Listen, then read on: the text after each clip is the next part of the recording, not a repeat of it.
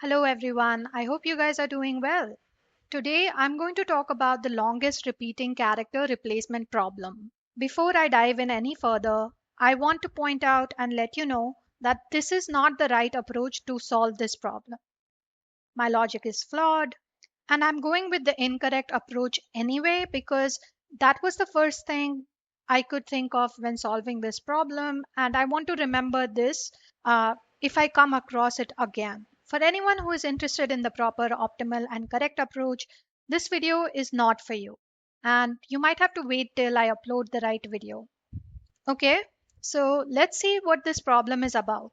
We are given a string S and it only contains lowercase letters. We have to find a substring such that all the characters of that substring are the same. What makes it even more interesting is that we are allowed to have up to k characters that could be different from our chosen character.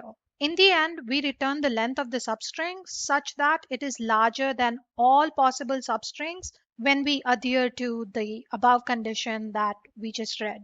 All same characters plus at most k characters. Okay, sounds good. And they need to be contiguous. I had a few questions before I started solving this problem, and I want to go through them once. For anyone who is looking to find out what the code looks like, please feel free to skip any of the boring sections and jump to whatever is relevant to you. All right, questions. What is a substring? It's a string formed from our current string such that we take all contiguous characters. For example, in this scenario, Bell is a substring of Annabelle. A and E, however, is not a substring. What should be the size of the input that I should be expecting? We are not going to overboard with the input size. I did check with the strings that were having billion characters, and it works fine for a few test cases, but not for all. I would say that I'm expecting a modest input size that could range from 1 to 100k, and the same for k. S must have at least one character, and k can be from 0 onwards. Second question, can the value of k be larger than the size of the string? Just for the fun of it, we are going to say yes, k can be larger than the size of the string, and whenever it is larger than the length of the string, we just return the length of the string. And that's all the questions I could think of. If you thought of any more interesting questions than I did, please comment below. I'm now going to talk about the approach for solving this problem, and I would like to repeat myself. My logic is flawed and doesn't take into account all the test cases. If you want the right approach, I will try to upload it this week. So watch this video only if you want to see me fail and point out to me how I'm failing. Uh, Please do let me know if you figure out what test cases I'm missing and why my code is wrong. Here goes approach 1. This is the string S we are going to consider, and this is the value of k. Looking at it for the first time, we can immediately say the length would be 4. But let's come up with an algorithm so that the computer could also do it without the help of our sight and brain. Since we are going to use the sliding window approach, we will declare the left pointer, and it will start at the beginning of the string. Left is equal to 0. Then we add the right pointer, and that will begin with the very next character to the left pointer. So right is equal to left plus 1, and in our case it will be 1. These are our two pointers that will determine the size of the window and provide us with the length of the substring. Usually it's very straightforward. If we find any letter that is not equal to the left value, we calculate the length and slide the window to the next iteration. For example, if I am at A and the right pointer is at N, the values are not equal. So the left value will now become N and the right pointer will now point to the A that is on the right side of N. We will continue and then run the length that is the maximum one among all windows that it iterated over. In our case, it will be 2 for the two L's that we find later in Annabelle. They have modified the problem a bit, and now we are allowed some leeway. We are allowed up to k letters of leeway. It's like the Joker card while playing cards. We can use it as anything. Similarly, whatever value of k we have up to those chances to get the longest string. Remember, my algorithm will work perfectly for the example if k is equal to 0 and it provides an optimal solution. But because we have to consider these additional k characters, it doesn't work as well as I assumed it would. Coming back to our problem, we will have to count the number of instances that we used up our k for.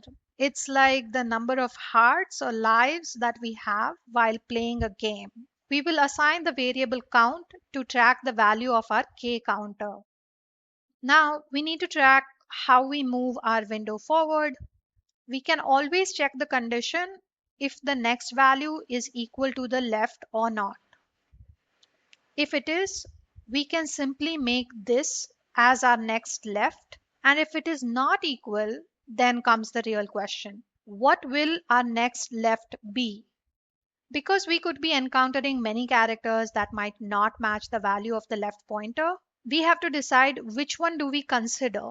Thinking about it, we only consider the first mismatched value, as we need to check again if that value provides us with a better window. Let's see how that goes.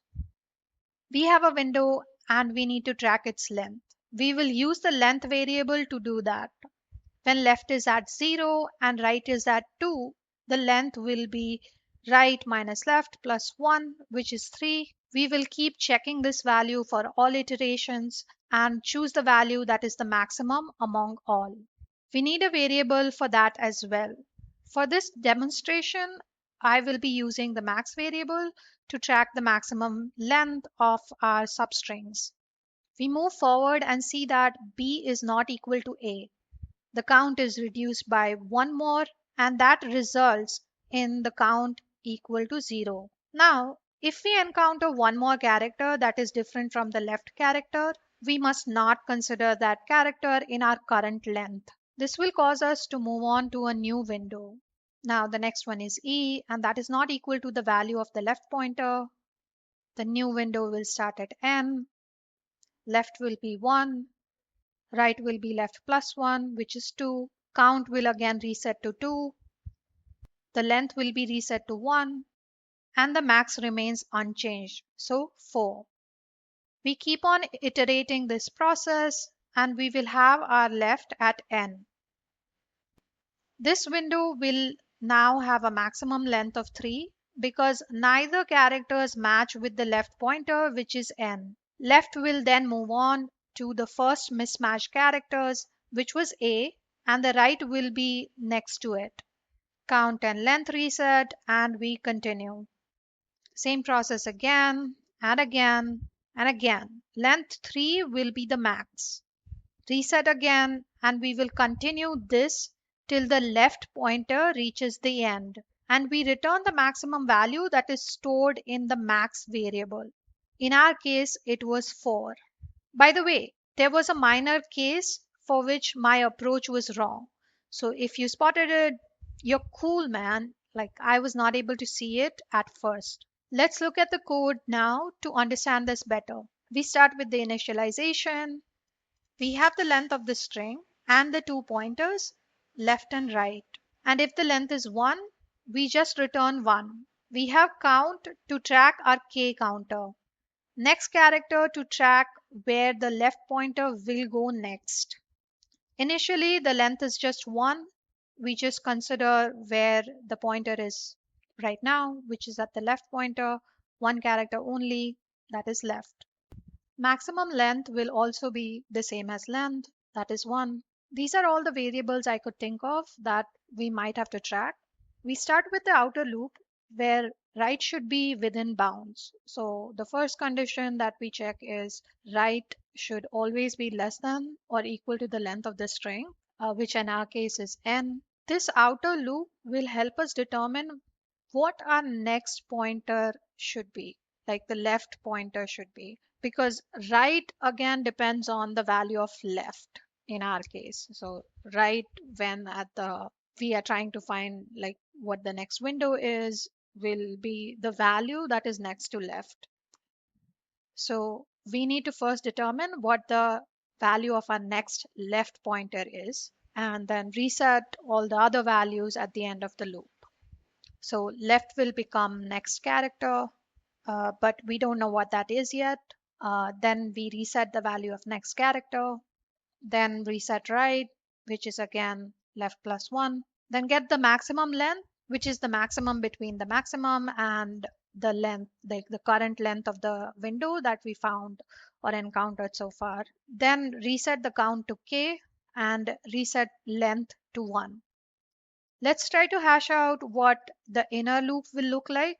This is the bulk of the core logic here. Again, we have to make sure that right is not going out of bounds. So the first condition we will check again is right is less than the length of the string, which is n. The second thing that we need to check is count. And the count should always be greater than or equal to 0. If it's 0 and we have the next character same as our left pointer, then we can consider it. So 0 also we can move forward if we find another character that matches the left character. So yeah, greater than or equal to 0. Then, if the count has not decremented, it means that we have not come across the first mismatched element. So we have to move the window forward. So this is what the next left pointer will point to, which is the next character. So here we write if count is equal to k, then next character is equal to the current right. So if it's all like and then like going all the way, we will just keep moving forward till we reach the end. But if we take some other case where there is a mismatch, that is, we encounter a different character, we then decrement the value of count. And that's it, right? We just increment the right pointer and our loop is functional. No, my friend, we are forgetting the length that we are supposed to be tracking. Remember that? We are supposed to increment length. Well, every time the right moves forward, we should be incrementing the length then, right? But that's not true.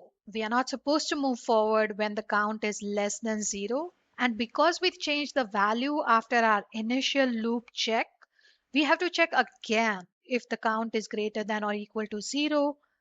And then if it is, we can increment the length of the window and then we increment the right and that's it. Voila, we are done. In the end, we just return the maximum length. Remember, again, this approach is wrong and doesn't consider all the test cases, but it does work for a lot of them. So let's check out what those are. So yes, Annabelle does have the length of 4 after replacing at most 2 characters. So that checks out. What happens when we change that to k is equal to 0? What do we get then? Well, it's 2 and that's correct. The 2 L's, so we get 2. As we had seen in the start, for the normal test where k is always equal to 0, our input works not very badly. Like it doesn't have to go through all the cases every time. Anytime that we first encounter the bad value, we can just shift the left there and reset the right again and carry on. Okay, now what happens if k is more than the length of the string? Then we just get the length of the string. That is cool. What if the length of s is 2 with both of them different and then k is equal to 1? Max length again 2 works even for smaller inputs. So that is good. Even when we just have length 1 and k is equal to 0, it works fine. I have deliberately avoided test cases for the ones it does not work. So if you can find them and write them in the comments, that would be great.